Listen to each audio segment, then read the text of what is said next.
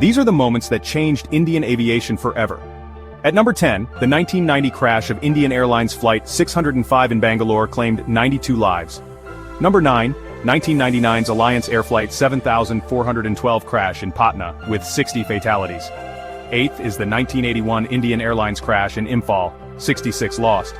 7th, the 1978 Indian Airlines Flight 403 disaster in Bombay killed 213.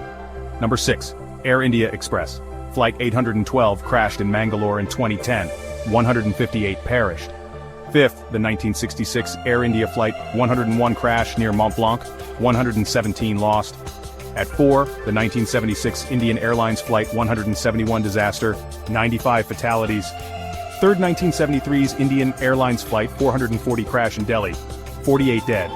2nd, Air India Flight 855 in 1978, lost 213 lives off Mumbai.